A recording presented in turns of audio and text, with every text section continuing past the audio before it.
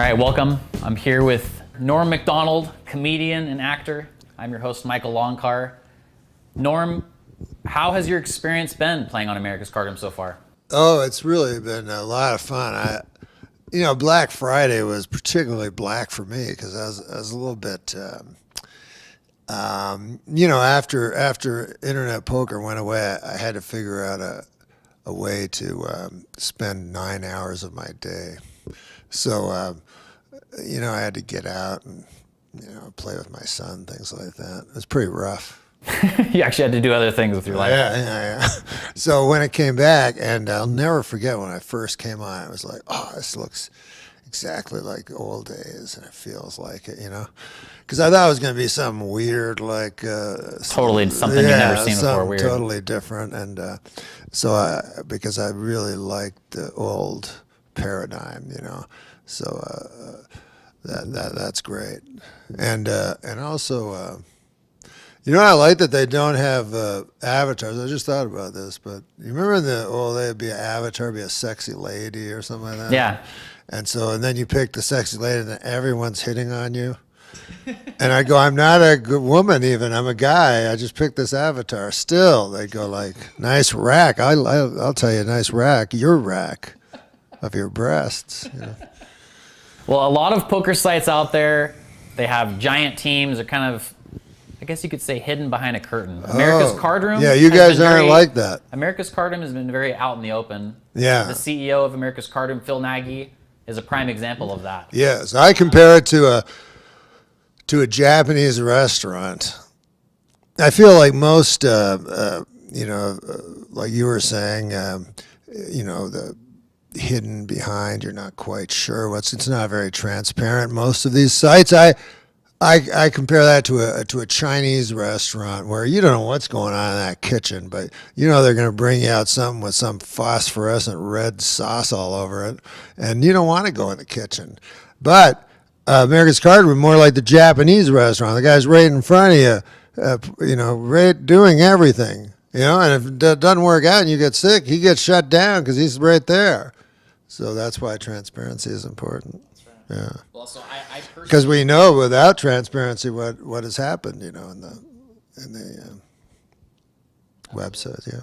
I personally know you, and I've always known you, obviously, as a comedian, an actor.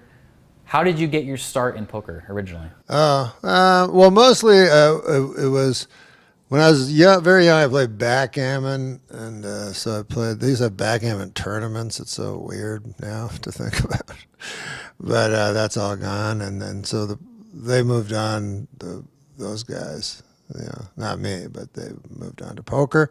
Then, like, years later, I was gambling a lot. I was in casinos a lot. And I thought if I play poker, I'll just bleed it slower. Yeah, because I was playing limit. I'd play limit. And so I couldn't have one just like at the pits. Here's all my money, I'll bet, I have a hunch, you know what I mean? That's always the worst thing. So that's why I started, was just to bleed the money slower.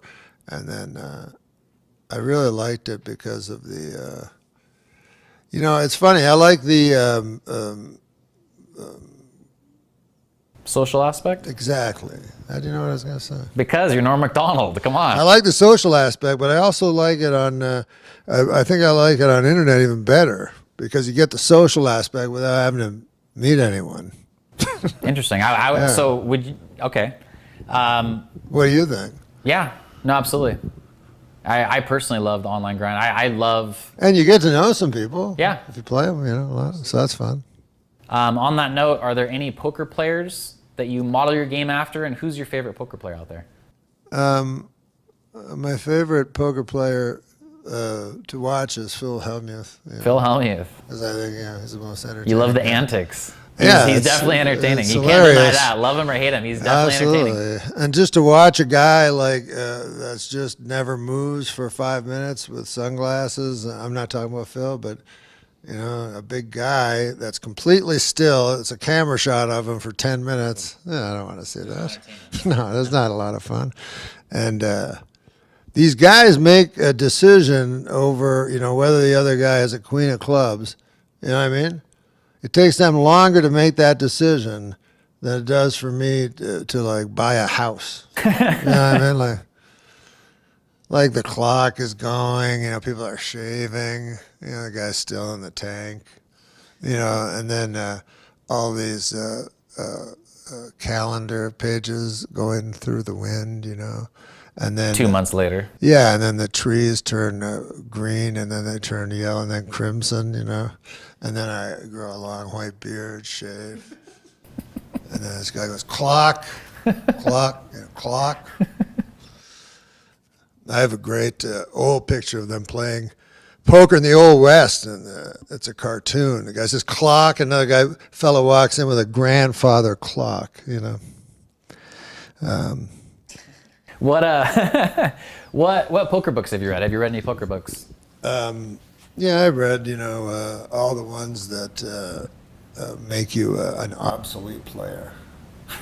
I've become an expert in all of those. By the time I cut up, I'm like, I just finally finished that goddamn Harrington thing, and none of it's right. Okay. All right, fair enough. Well, you're a TV guy. What's your favorite poker TV show? Well, I used to love High Stakes. That was my favorite. High Stakes was great. That was my favorite by far. Gabe Kaplan. And Oh my God! so great. Gabe Kaplan. So entertaining. And I like AJ Benson, but I love Gabe Kaplan. So cool. That guy's got a cool life. They should do they should do a documentary on that dude because he's a fascinating Oh yeah. journey. And on the TV topic, you've been an actor for years. How does preparing for poker compare to preparing for TV? Comparing Well, for a role? you're supposed to always be in the moment, and that's what I've heard with acting. But it really is true with poker, you know what I mean? Because a lot of times, right, the big mistake that you can make, that I made for years, is you're playing the hand you had rather than the hand you have, right? That's why people are so, they don't want to fold. In a way, they don't want to fold their pocket aces, even though they know they're beat, because they want to show the pocket aces, So they're playing the hand they had. The pocket aces were really good pre-flop, but so I got caught doing that. I made a terrible, terrible mistake in the tournament. Oh no.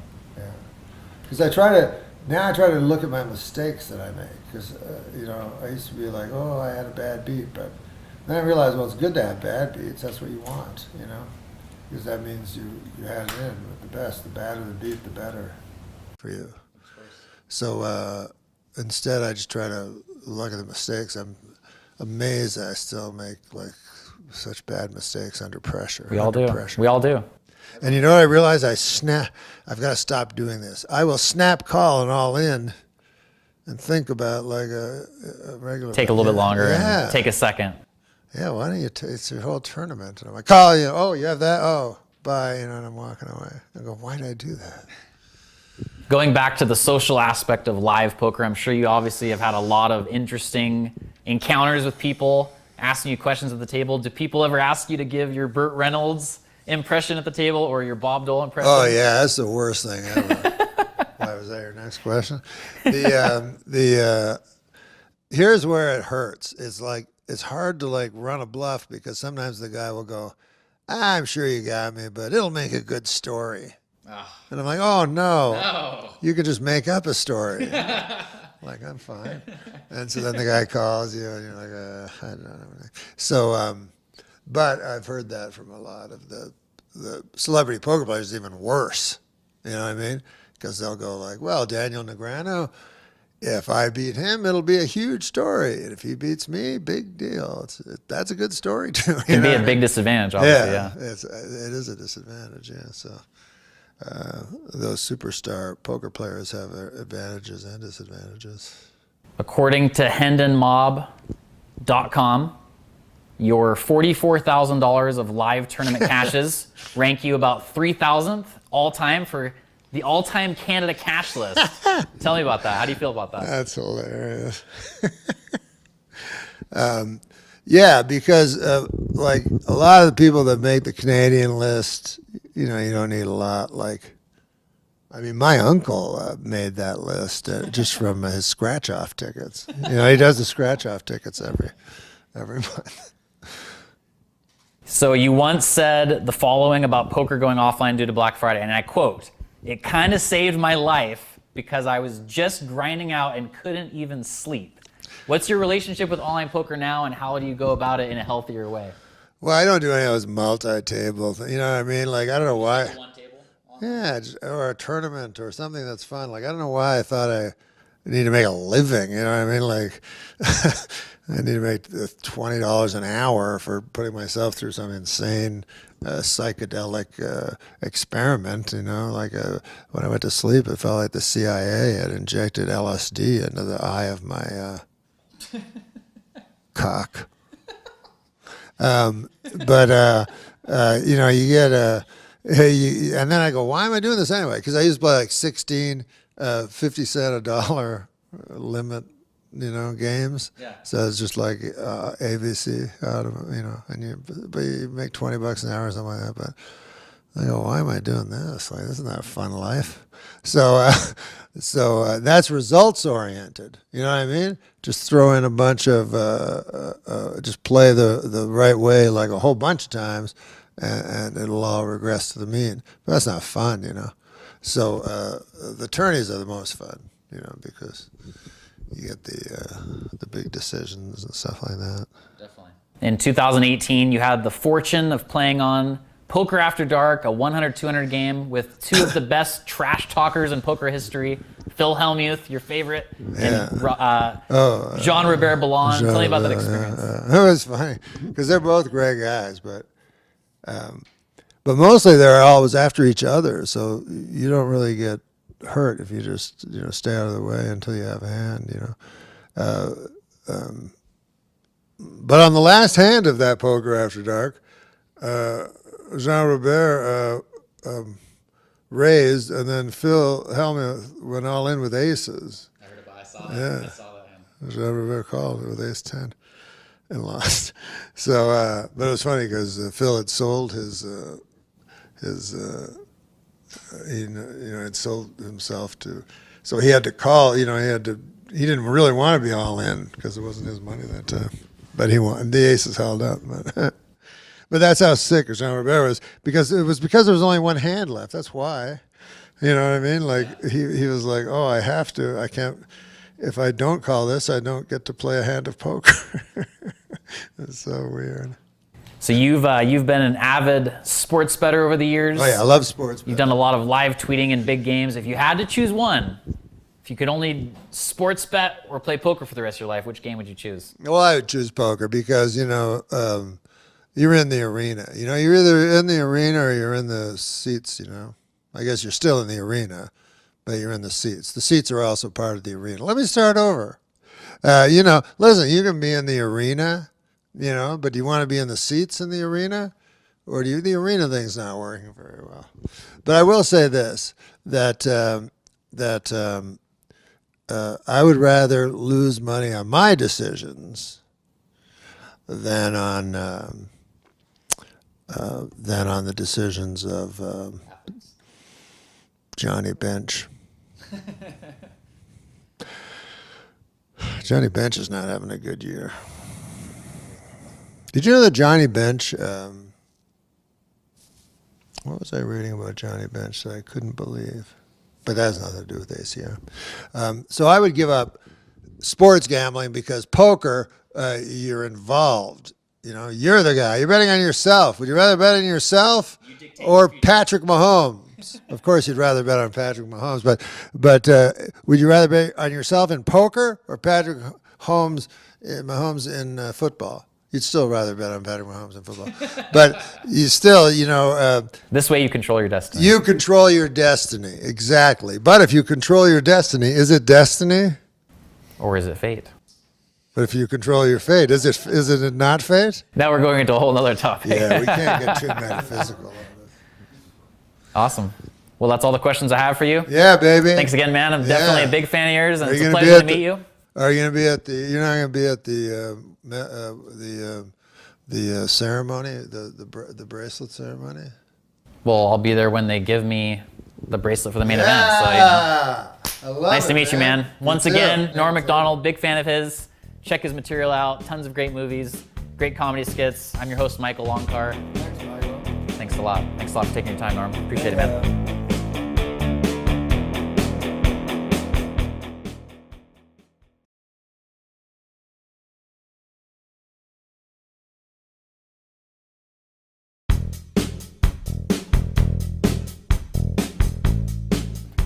Welcome, everybody. I'm Michael Longcar. I'm here today joined by Norm Macdonald, comedian and actor, America's Cardroom sponsored pro, Tom Cannoli, and America's Cardroom sponsored pro, Jeff Boski.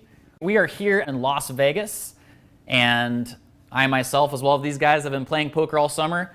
Guys, let me start it off here. What events have you played so far in this year's WSOP?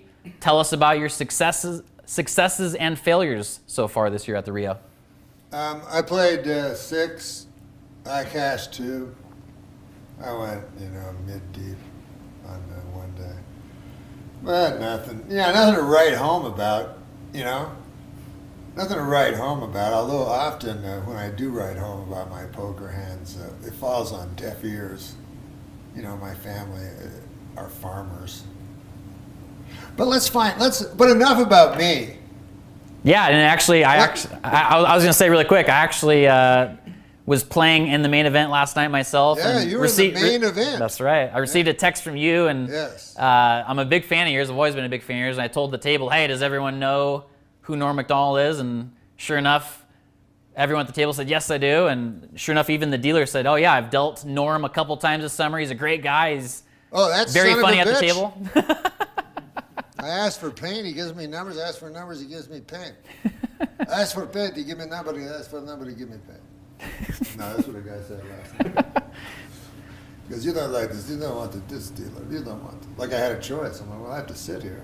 So you don't want to sit here. Giving you a hard time? Yeah, I couldn't ask for a table change. Jeez. You don't want to sit here. The dealer. Jeez. The dealer. The dealer. The dealer in live games, they used to take incredible abuse. And then, people said this is not right. You can't treat human beings like this, even if they are dealers. Of course, of course. But they're a lot nicer now. But let's find out some other success stories at the 50th anniversary of the WSOP. Yes. Right, Michael? That's right. I'll pass it over to Tom. Tom, take it away. Thanks. Not yet this summer. I haven't had that much success, but I played, I think it's 10 events now. This summer I played a bunch. Got 2 cashes. I had 1 deep run in the 3K. It was like 700 players or something, and I came in 30th. But all around, it's a great summer. Yeah. It is. I had a deep run, and then I didn't know it until. Have you ever done that? But I was trying to survive. That's what you got to do. And then suddenly I was much farther ahead than I thought I was. Because I was just focused on. You focus on just getting. Going day by day, or hour by hour, hand by hand, just slow it down. I mean. So I got knocked out, and I could have easily cashed, but I thought, in my head, I was so far away from the cash, I was just so focused that I didn't look and see, like 4 hours go by, and then the field's reduced by half. Oh, it is for sure. So just that time, the clock is your friend. Yep. Yeah, so 2 of 10 or whatever for this summer. Been playing cash here Is this and there. the biggest fields you've ever seen? Yes, Yeah. the fields are big. It's been good all summer. It's been good tournaments, and I love it coming here every year. And I mean that's about it for what I got going on so far this WSOP. Jeff. Hey, Jeff. It's been a great World Series, not monetarily, but experience-wise, just seeing everybody in the hallway saying, what's up, love the vlogs. I played with you on ACR, glad to meet you in person.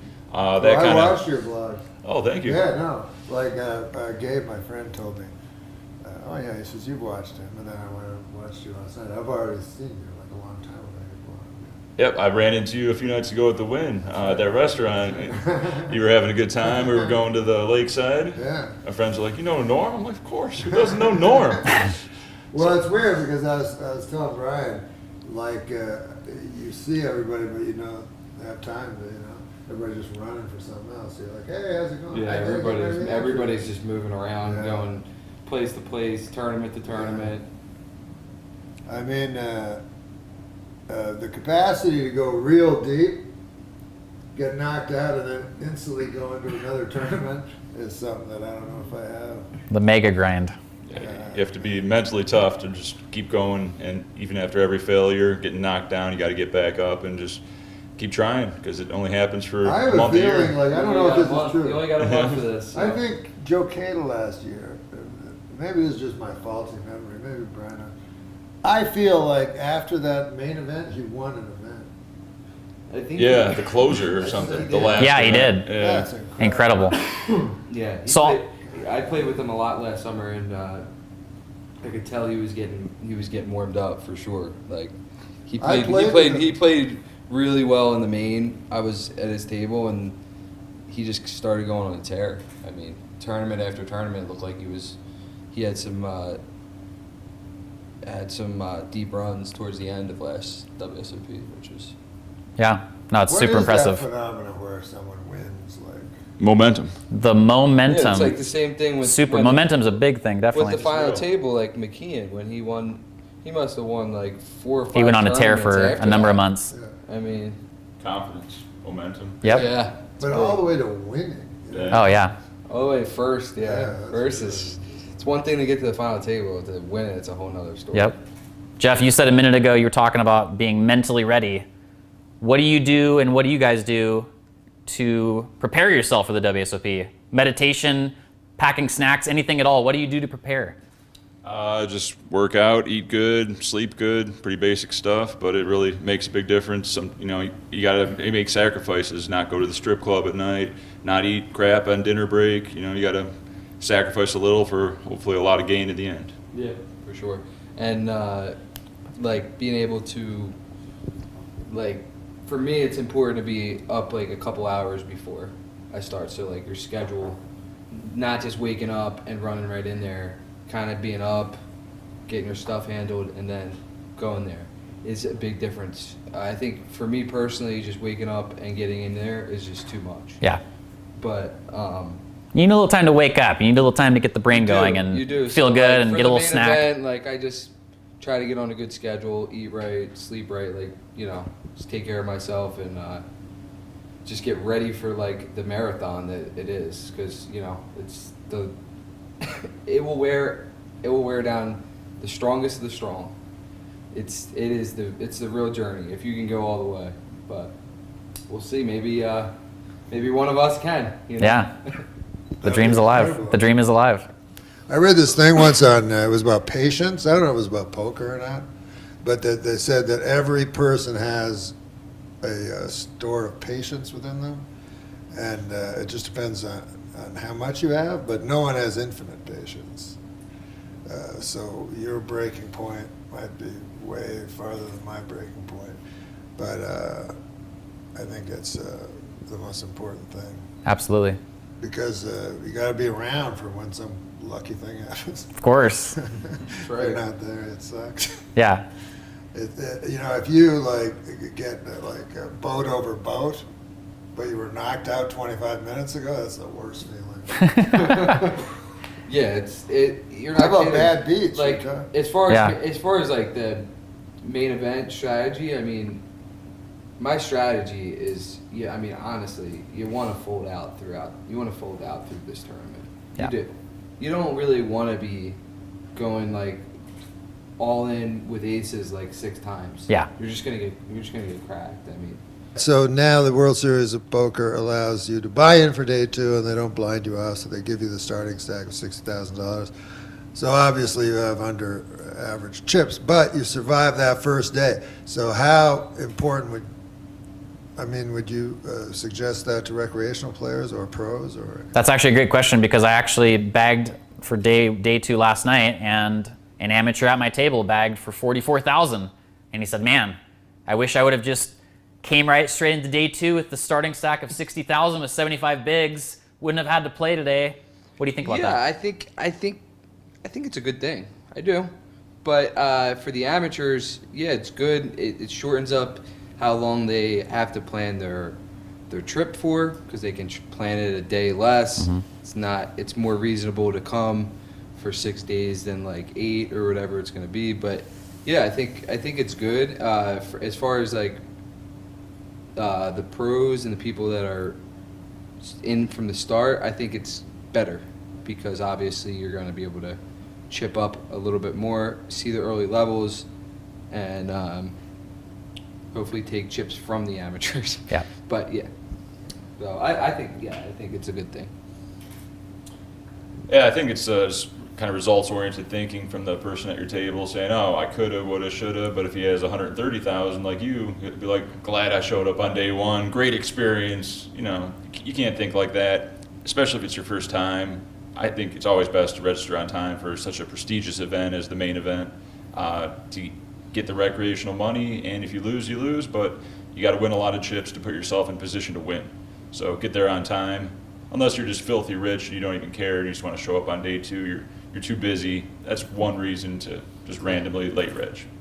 Or if you're horrible with like 300, 200 blind stacks, just come in with 75 on day 2, and that might be a better mathematical decision. Yeah, I agree. Oh, they're starting to do a thing that I saw in California where you can buy in the second day and they give you average chips Quantum. and whatever it's. Yes, exactly. They give you average chips. How's that work? Yeah, the average. Well, you so have like to the pay. starting stack for day 1 is 10,000, but you can buy straight into day 2 for 5 times the buy-in and get 100,000, or some. You know, the quantum tournaments that have that type of structure. You can buy in for more. You buy For more of a stack, which will be like 50 big blinds to start day 2, but you're coming in for $900 instead of a $200 buy-in, for example. I see. I understand. Yep. That seems like a good one. I wouldn't want Yeah, that for the main. I guess. wouldn't want that for the main. I guess if you were better than average, it's never going to be mathematically correct. Yeah. Because if you're going to be better than average, you want to have a better than average stack, right? And one of my favorite things about World Series of Poker guys personally is, I've been a poker fan my whole life. My favorite poker player is Phil Ivey. Something about him, to me, he's the GOAT. I was playing in a tournament earlier this summer, and all of a sudden I just look over and he's sitting at the table next to me. Have you guys played with any big names this summer at your table? Oh. What? I thought you Anybody? were asking Tom. Any- You're looking any- right at any of you Tom. guys, any of you guys. Let's, Or have you come across anybody? Or Kelly Minkin? okay. Listen, I don't like to drop names, but Kelly Minkin? Wow, he dropped it there. Yeah, I mean, Jeff Gross. I've been around Jeff a lot this summer. Who did I play with in any big events? I can't recall anybody in the WSOP events yet this summer, but Jeff Gross, yeah. Yeah, I got an interesting one. Probably shouldn't put her name out there, but she's an ex-porn star. She quit like 10 years ago, but my buddy let me know, and Google's your friend. Google is her friend. All right. Well, Is she not in the public eye anymore? Like, she doesn't want. Is she not in the public eye? She doesn't want to be. I mean, I don't want to put her out there like that, but I can tell you her name after the interview. Wait, is it Jenna Jameson? No. What if I knew like 150? let me name off 99 more. 10 guesses. All right, guys. Now shifting No, I over. saw a guy. I don't know if you, but they have the awards for porno I here. went there twice. Yeah, AVN Awards. This guy. But no, it's a classy event. It's fun. Yeah, classic. But no, the weirdest feeling is when you just bump into a guy, in the hallway of the Rio, and you've seen him have intercourse on videos. That's the grossest thing. You're like, wait, I recognize that guy a little bit. You're like, oh, it's that guy. What was the guy's name? Randy something. He was winning the Lifetime Achievement Award. But Anyways, well, shifting over to ACR now, guys. When can you recall the first time you played your first ACR tournament? Yeah, I think it was 2014. I think I played an ACR. I jumped on for whatever they had. They had maybe it was like a 500K guarantee or something like that, and that was the first one I played. Nice. Yeah, I just started out in the micros a few years ago and worked my way up. Got lucky in a couple of Venom events, $1 million guaranteed, and it's been smooth sailing ever since. I'm really digging the new software upgrade. It's going to be great. Nice. Software. Can you recall the first ACR Yeah, tournament you like played? about 3 years ago, I guess. Like, cause I'm always trying to get back in internet poker, but I don't want to, move to Toronto or something. But and then people go, "Well, you can do this," and then it's always like, I don't know. So then this one was above the board and everything, you know what I mean? So I wasn't freaked out, and I loved it so much because it brought all those memories back to me of all those days just playing poker all day. God, it was so fun. Online poker's great. I love it. Yeah, it really is great. Yeah, and you can do all other stuff at the same time. Of course, I love being able to be at home and Yeah, I was having a time for a while when I played so much because when I was a kid I played Pac-Man all the I was addicted to video games, and it was the same thing. Like when I played poker all day, especially multi-tables, and then I go at night to sleep, and it would be all that thing like oh my gosh, images. see the cards. I can't tell you how many times I've played poker all day online and go to sleep. And I just like close my eyes and see the cards, or even like dream of it's terrible. online poker hands, and wake up like, wait a second, what's going on? Absolutely. Did you ever have that where it consumes you? Obviously. So, what's the next question? What is your favorite tournament on the ACR schedule currently? Oh, that's an easy one.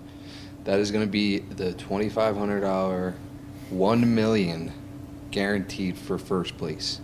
Absolutely. That's $5 million guaranteed total. Yep. It's going to be The Venom. It's coming epic. up. It's coming up in a couple weeks. Epic, and yeah, I'm excited for that one. But yeah, it's my The Venom. The Venom. That's right. No, do you know a veterinarian around here? Do you? No, I don't. Oh, because these pythons are sick. Silly. Yeah, the Venom is definitely going to be one of the greatest tournaments of the year. $5 million guaranteed prize pool, tons of satellite winners. It's going to be a great chance to win $1 million in a few days online in the comfort of your home, only on America's Cardroom. Sign up today. There are going to be people that are playing, the World Series of Poker and Venom at the same time, which will be weird. Yeah. Imagine Yeah, very weird. if they go high in both at the same exact time. That'd be great. Yeah. And on that note, ACR does talk a lot about innovations. In your opinion, what has America's Cardroom done to keep online poker exciting? Well, software, man. I mean, America's I love the Cardroom software. has went above and beyond. I mean, I've been online with all the sites, and they are constantly making it. They're changing it and putting different game types in there. They're doing different tournament buy-ins. They're just on top of like, kind of forming what everybody wants in poker. Some guys want tournaments, some guys want cash, some guys want shallow stack. They're I gotta say they're on top of that, and the new software that just got put on is I like it a lot. There's a couple of things that they're tweaking to make it even better for some of the guys that are complaining, but it's like I said, America's Cardroom is like they're above and beyond on top of like what the players want. And as far as like creating new games for what the players need or whatever, they'll do whatever it takes. So I mean, that's cool that they can change anything they want at any point, and I like that a lot. So While other sites are raising rake and making their games more gambly like bingo, ACR is keeping the rake the same, adding more rewards, more overlays, giving back to the players with refunds, game security, doing everything they can to make it a better user experience and grow in the online poker market. And on that note, you guys have now named the things you love. Can you think of anything that you'd recommend that the new software doesn't already have that you'd like to see added to? I would like to see a big buy-in tournament, like they had it running every week at one point, or every Get a 2 big weeks. guarantee going again more consistently. I would like them to try to do that again because I think that they'll get it. They dealt with that little issue with the new software coming out, players moving on and off. They're finally getting stable now. I think that within the next couple months they should put a big buy-in tournament for weekly.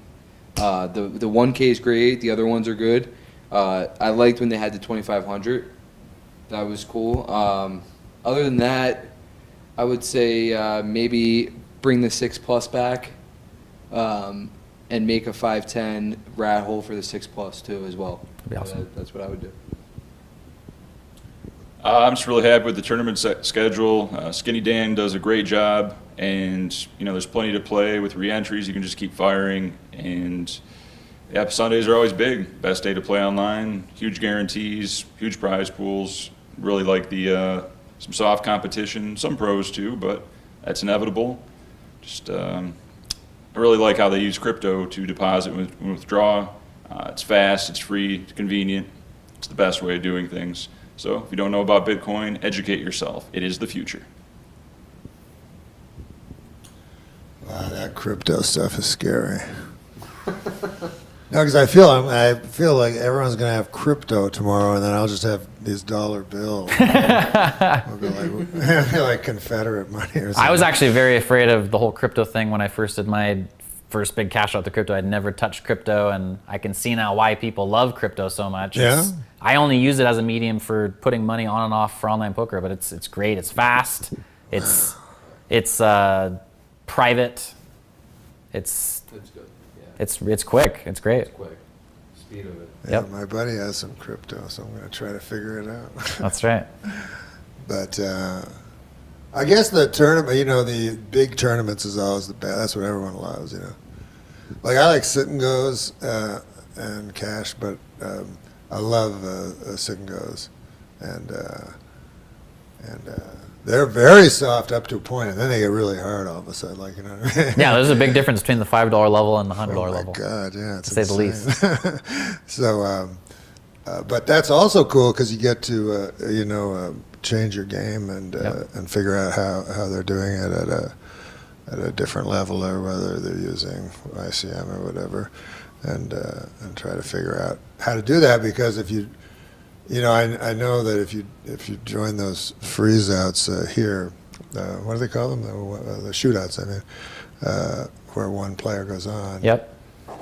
Man, it's hard. These guys are like, Swedish robots and stuff. You know what I mean? They have all their moves and stuff like that, and it's pretty hard to. It's hard to take first place on a sit and go where everyone knows what they're doing. Yeah, it's more ICM and math and stuff like that. But it's still cool to see it. And then I always want to see more and more games because I want to learn more and more games, But that's always hard to get the demand for that. You know what I mean? But I wish they'd have that, and maybe also some lessons or something to get people interested in other games. You know what I mean? Yeah. That's what I'd love to see, like some lessons just to introduce people to, because it's so intimidating. Yeah. The guy, I'll teach you Chinese poker. Like what? There's 45 cards. You know what I mean? Like, it's hard. You know what I mean?